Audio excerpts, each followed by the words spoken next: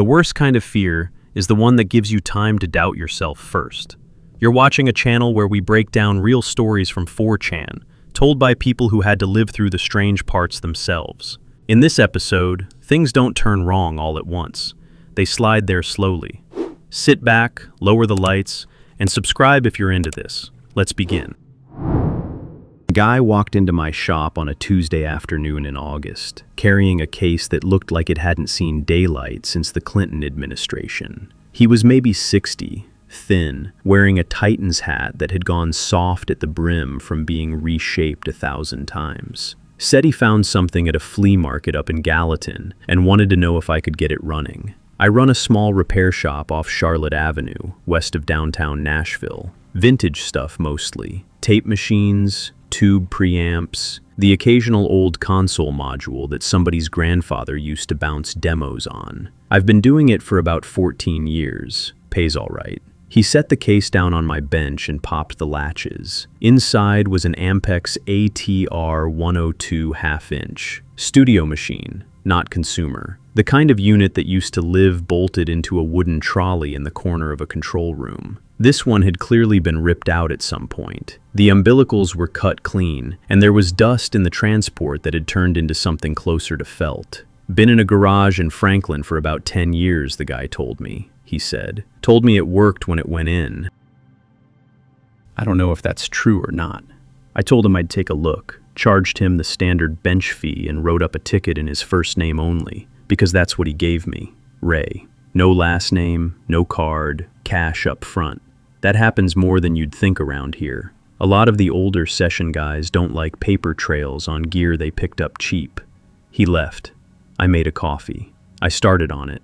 First thing was obvious. The pinch roller was flat on one side from sitting in the same position for a decade. Belts were fine, actually, which surprised me. Ampex ran good rubber. The main problem was the capstan motor, which wasn't turning at all. I pulled the top cover and checked the wiring. Somebody had been in there before me, and not gently. A couple of the trim pots had been half-turned with the wrong screwdriver, and there was a solder joint on the audio card that looked like it had been done with a soldering iron the size of a fireplace poker. Took me most of the afternoon and half the next morning to get it powering up cleanly. I replaced the pinch roller with one I had on the shelf, cleaned the heads with alcohol and a chamois stick, and demagged everything with the old bulk demagnetizer I keep in the back closet. By around 11 on Wednesday, the transport was moving. Slow at first, then smooth. That's when I noticed the tape. There was already a reel on the left spindle, 10-inch metal reel, no label, wound about 2/3 full. I hadn't touched it because you don't test transport on a client's tape, ever. I threaded up my own alignment reel first, did the levels, confirmed playback was clean on both channels, all good. Machine was ready to go back. I could have called Ray right then. I didn't. I'll be honest, I was curious. 10-year-old tape sitting in a machine that had been ripped out of some studio somewhere and dumped in a garage. Could be nothing. Could be somebody's kid rehearsing scales. Usually is. But I've pulled tape out of machines twice in my career where it turned out to be worth something. Once was a rough mix of a country record that ended up on a reissue. The other was a birthday message from a dead father to his daughter, and I got a very nice thank you card, so I threaded it up. I set it to play from the start of the reel. There was a count-in, just a click track, 4 bars, no voice on it. Then an acoustic guitar came in, dropped D tuning, played fingerstyle, kind of loose. Nice room sound on it. The mic was close, but not too close. Somebody knew what they were doing. Then the voice came in. I want to be careful how I describe this. It was a man's voice, not deep, kind of a rasp. The kind you get from cigarettes and screaming. He was singing quietly, almost under the guitar, and the words weren't clean enough at first for me to catch. But the tone was the thing. I stopped what I was doing and sat down on the stool by the bench. I've been around music my whole life. Both parents played. My sister sings in a church choir up in Bowling Green. I did the whole thing where I moved to Nashville at 22 to be a session guy before I figured out I was better at fixing the gear than playing through it. My ear is decent. Not perfect. Decent. And I knew that voice. I couldn't place it right away. That's the strange part. You'd think if you knew a voice, you'd know it the second it started. But it was more like when you smell something and you're back in your grandmother's kitchen and you can't say why. It was in the room with me before it was in my head. The song went on, verse, chorus, a second verse that was clearly still being worked out because he sang the same line twice with different phrasing. Then he stopped and said something quietly, off mic, that I couldn't make out. Then the guitar started again from the top. I let it play for about 4 minutes before I hit stop. I sat there with my hand on the transport for a while. Then I got up, walked to the front of the shop, locked the door, and turned the sign around. 2 in the afternoon on a Wednesday. I told the one guy who called that day that I was out sick. I went back and I listened to the whole reel. There were 3 attempts at the same song on it. Different keys, different tempos. He was working it out. In between takes, he talked to himself. And once he laughed at something. And once he said a name I didn't catch clearly because it was quiet and he was turned away from the mic. The song wasn't finished. It didn't have a bridge. The last chorus trailed off into him humming, and then a long stretch of tape hiss, and then nothing. I rewound it and listened again. This time I caught more of the lyrics. They were rough, not lazy, but not polished. Lines about a room, about not sleeping, about somebody leaving a light on. It didn't sound like anything I'd heard before. That was the problem, because by the second time through, I knew whose voice it was. I knew because I'd owned the records. I'd owned them in high school, and I still had 2 of them in a milk crate at home. And I'd played them enough that his phrasing was baked into my head at a level I couldn't get at directly. I just knew. I'm not going to say who. I'm sorry. I know that's the part you want. If you're the kind of person who cares about this stuff, you'd know the voice too, and you'd know it fast. He died in the spring of 1994. It was in the news for weeks. I remember where I was when I heard. I went and got my laptop. I sat down at the bench with the tape still spinning slow on the machine, and I searched for unreleased material, bootlegs, home demos, anything from the last year or 2 of his life. There are lists. Fans have kept them. Every rumored fragment, every rehearsal cassette that changed hands, every phone-quality recording somebody's cousin claims to have. I read through everything I could find for about an hour. There was nothing that matched. Nothing described anywhere that resembled this song, in this arrangement, at this fidelity, studio quality, real mic, real room, real machine. Not a home 4-track, not a boombox, not a soundboard from a rehearsal. This was tracked somewhere professional, by somebody who set it up properly, and it wasn't on any list, not even as a rumor. I sat with that for a while. The tape stock itself wasn't a giveaway either way. Ampex 456, which was the standard for most studios in that era and stayed in production for years after he died. The reel was a generic aluminum flange with no studio marking on it. Somebody had scraped a label off the hub at some point, and there was still a little bit of adhesive residue, but no lettering. Whoever did it on purpose. I got up, made another coffee, and stood in the middle of the shop looking at the machine. Then I did the thing I probably shouldn't have done. I patched the outputs into my interface, and I recorded the whole reel to my drive at 24-bit, 96K. Both passes. Every take, every bit of talking between them, every second of tape hiss.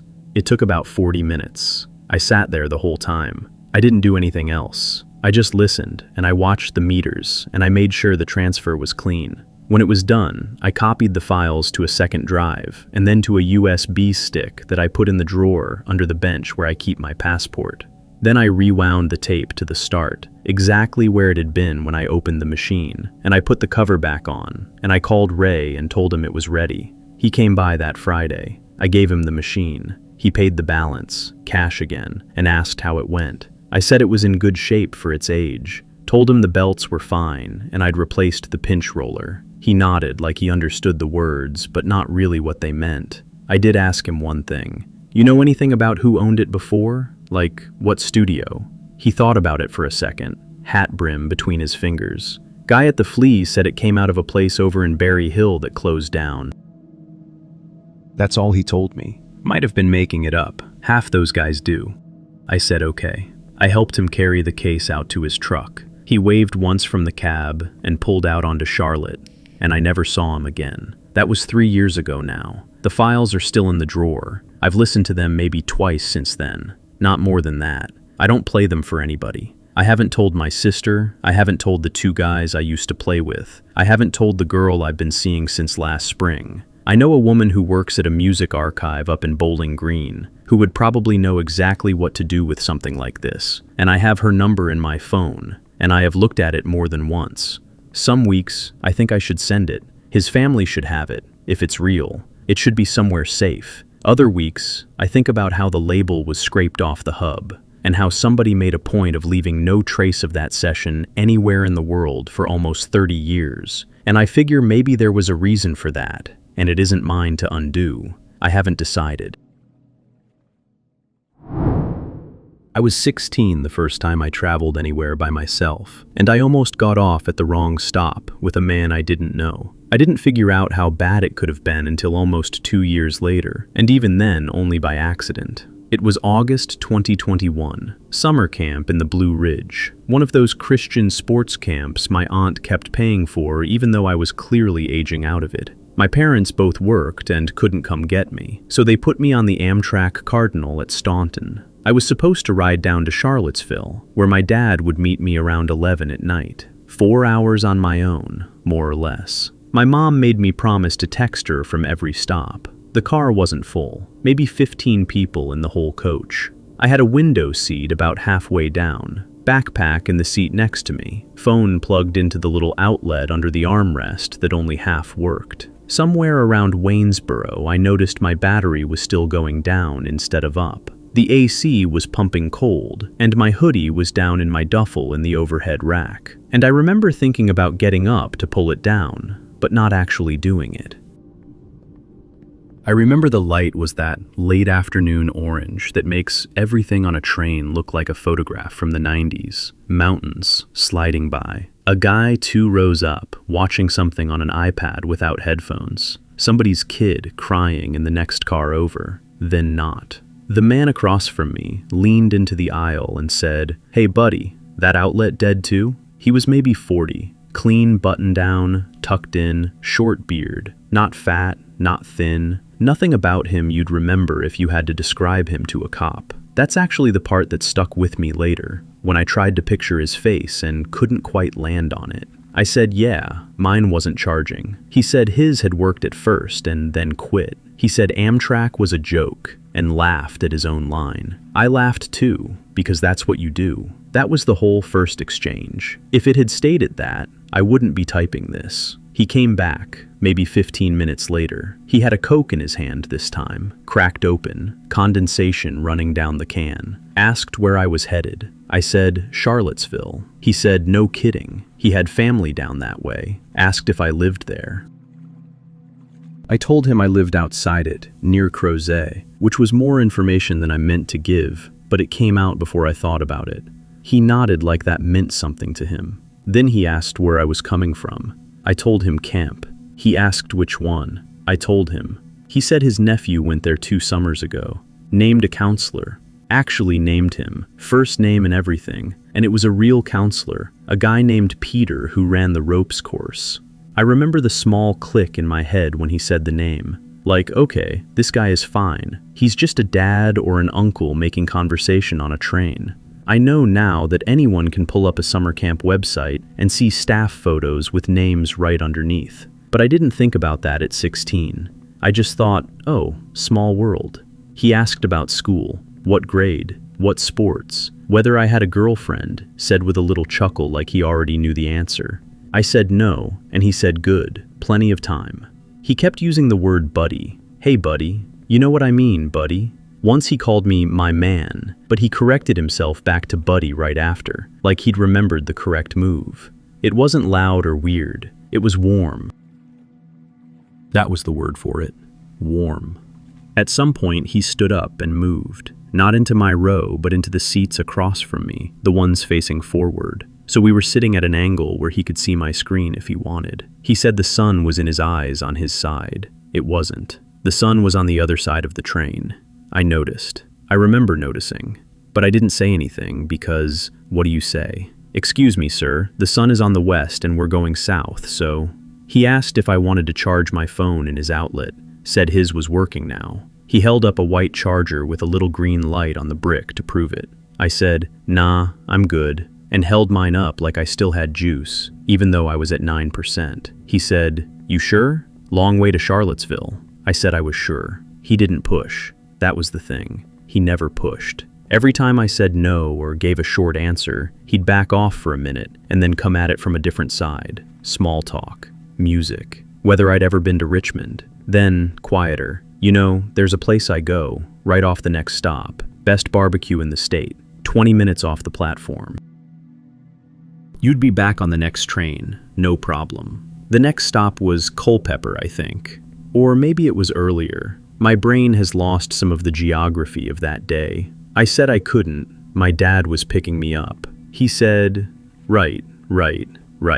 Dad's meeting you at 11, you said. He hadn't said. I had said Dad was meeting me in Charlottesville. I never gave a time. I know I never gave a time, because I didn't know what time we'd get in. My mom had the schedule, not me. That was the one. That's the part I couldn't unhear. I didn't do anything dramatic. I didn't stand up. I didn't yell. I just said, "Actually, I'm gonna try to sleep for a bit." I reached up and slid the little half-wall panel between our sections closed. It's one of those older cars where each block of 4 seats has a partition you can pull halfway across.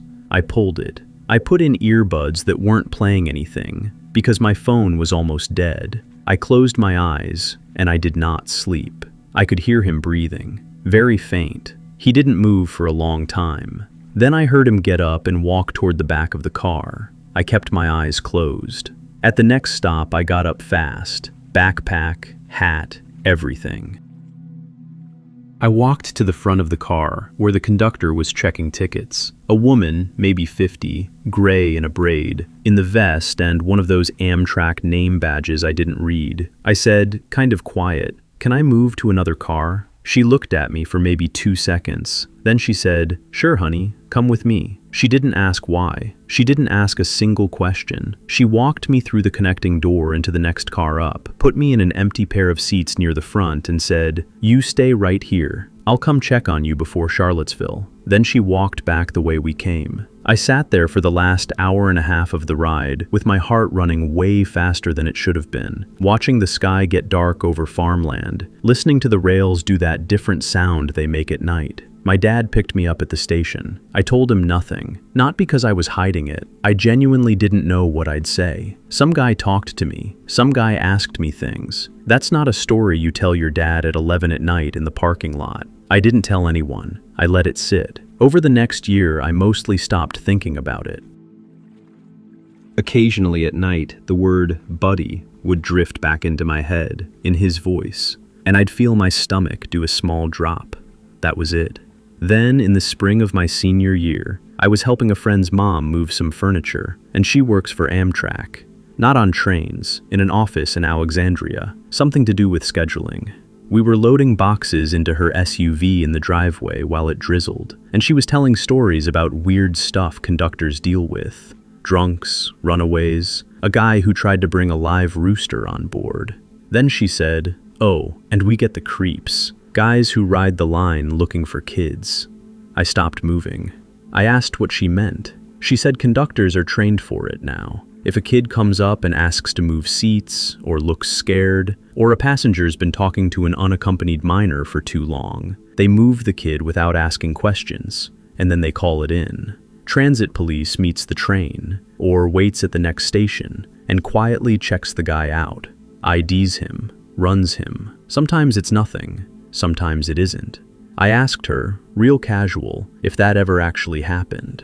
She said, all the time.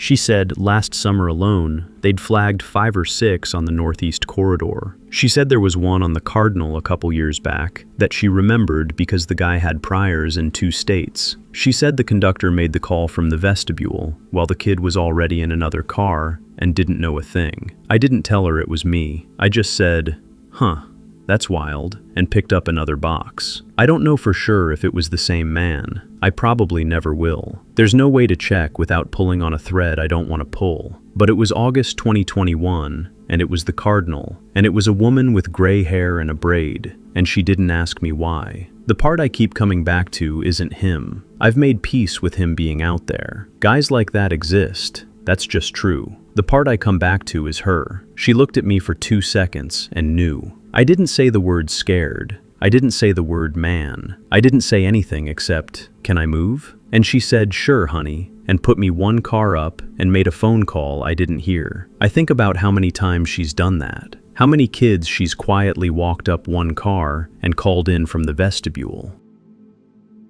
How many of them are going home to their dad right now? No idea any of it happened. I've been doing family and couples work in Denver for about 11 years. Most of what I see is boring, in a good way. People yell, cry, admit something they've been sitting on for a decade, and then we start the actual work. Nothing about my job usually follows me home. The couple I want to talk about came in around April of 2022, referred by their primary care doctor, which is a little unusual. Usually referrals come from another therapist or a divorce attorney trying to check a box. But their doctor thought they were, in his words, just at that point in a long marriage. I'll call them Adam and Rachel. Adam was in his mid-40s, worked in commercial real estate, had that easy podcast voice you hear a lot in this city. Rachel was a couple years younger, taught adjunct at DU, wore the same charcoal cardigan to every session for the first month. They lived in Cherry Creek, 2 kids, both in elementary school. My office is on the 2nd floor of a converted house off 6th Avenue. There's a small waiting room with 2 Eames-style chairs and a white noise machine in the corner. The window in my session room faces west. In the afternoon, the light comes in and hits the arm of the couch where clients sit. I've been meaning to move that couch for 6 years. Rachel usually took the near end of the couch, closer to the window. Adam took the far end. In the first 6 sessions, they never sat any other way. They also never touched each other in my office. Not affectionately, not to comfort, not by accident. I noted that too, but couples come in all shapes, and I've had marriages that survived decades without a lot of public contact. First session, I did the usual intake, presenting problem, history, what a good week looks like versus a bad one. They both spoke well, sentences with real grammar. They laughed at the same jokes, at each other's jokes. Adam brought a to-go cup from Novo, offered it to Rachel first. She said no, and he drank it slow through the whole hour. Nothing pinged for me that day. If anything, I remember writing in my notes that they were going to be an easy case. The second session was when I first noticed it. Rachel was talking about her mother. Her mother had died the previous fall, and she was describing what it had been like to clean out the house in Boulder. She said, "I found a box of letters, and one of them was," and Adam leaned forward and asked me if I wanted the window open, because he could feel the vent blowing on his neck. I said, "Sure, open the window." Rachel had stopped mid-sentence. When I turned back to her and asked what she'd been about to say, she smiled a little and said it wasn't important. She moved on to something about the funeral. Adam nodded and squeezed her knee. That was the only time I saw him touch her in the office, and he did it right after she agreed to drop what she'd been saying. I noted it. Therapists note things. I didn't think it meant anything. Third session, again. Adam was describing a conflict he'd had with his brother over their father's estate. He said, "The thing is, growing up I always felt like..." Rachel asked me if I'd read a specific book on attachment styles. She wanted to know if I recommended it for clients. Adam laughed, said, "Sorry, I lost my thread." I asked if he wanted to come back to what he was saying. He waved his hand, said it wasn't a big deal. We talked about the book for 12 minutes. Session 4. Rachel started to tell me about a work meeting where a senior colleague had said something that had bothered her all week. She got about 8 words in, and Adam realized he'd forgotten to give me a check for the copay. He apologized, got out his wallet, wrote it out, handed it across. By the time we came back to Rachel's story, it wasn't a story anymore. It was, just work stuff. Everyone has those weeks. By session 5, I was tracking it on paper. I keep short notes during a session and longer ones after. In my post-session notes, I started making a small mark, just a slash, every time one of them redirected the other away from something. Nothing dramatic, a sip of water, a question directed at me, a joke about the traffic on the way over. They took turns. That's the part I want to be clear about. It was not one person doing it to the other. Adam did it to Rachel, and Rachel did it to Adam. And if you weren't watching for it, you would call them a couple with good chemistry, finishing each other's sentences. But they weren't finishing each other's sentences. They were closing them. I started to gently test it, basic clinical stuff. I'd ask Rachel a follow-up question and hold my hand up in a small pause gesture when Adam started to jump in. I'd wait through silence. Silence is a tool. 10 seconds. 15. Rachel would look at Adam. Adam would look at his coffee. Rachel would give me a version of what she'd been about to say, but softened, sanded down. The specific detail she'd been reaching for, gone. Then the same with Adam, same result. He'd look at Rachel. Something would pass between them that I couldn't quite catch, and he'd give me the safe version. Around session 7, I told them I wanted to do individual intake sessions with each of them. This is standard practice in couples work. You want to know what someone will say when their partner isn't in the room. Sometimes it's nothing new. Sometimes it's everything. They were fine with it. Adam scheduled his for the following Tuesday. Rachel took the Thursday. Tuesday, Adam sat in the same chair he always sat in. He looked around the office for a while, like he'd never been in it before, which is common. People see the room differently without their partner in it. He asked if what he said stayed between us. I gave him the standard answer about confidentiality and its limits. He talked for 50 minutes. He talked about his childhood, which he had barely mentioned in the joint sessions. He talked about a period in his late 20s I hadn't known existed. He talked about Rachel with a kind of careful precision I hadn't heard from him before. Not cold, not loving, precise, like he was describing a colleague he had complicated feelings about. Twice during that session, he stopped himself in the middle of a sentence and said, "I don't know if I should say this." Both times I told him it was his call. Both times, after a pause, he said it. I want to be careful here about what I share. There is a version of this story that gets specific, and it is not mine to tell. What I can say is that at the end of that session, I sat in my office for a while after he left and looked at the empty chair across from me, and I understood that the man I had been meeting with for 2 months was not the same man who had just left the room. Thursday, Rachel. She'd cut her hair. Small thing, but I noticed. She sat down and asked me, before I'd said anything, whether Adam had come in on Tuesday. I said yes. She asked what he'd said. I told her I couldn't share that, and that he couldn't hear what she was about to say either, and that this was the reason we do it this way. She nodded. She thought about it for a long time. Then she started to talk. She talked for 50 minutes too. Different things. A different marriage, honestly. I don't mean that in a movie way. I mean that if you had shown me transcripts of Tuesday and Thursday with the names scrubbed, I would have told you these were 2 different couples describing 2 unrelated relationships. Both versions had a coherent internal logic. Both had specific memories, dates, places. Both were plausible. That was the part that stayed with me for weeks. I don't want to leave you with the impression that either of them was lying in any obvious way. They weren't performing. Whatever was happening between them in the joint sessions, the closing of sentences, the polite redirection, it wasn't a plan they had cooked up together. It was a habit they had built between them, probably over a long time, without either of them noticing. I offered to keep working with them, both jointly and individually, for a few months. They agreed. Their insurance covered it. I saw them, together and separately, from late spring through the end of summer. My notes from that period fill more than half a notebook. I am not going to describe what was in those individual sessions. I will say that the tempo of the joint sessions changed. Rachel started completing her own sentences. Adam did too, sometimes.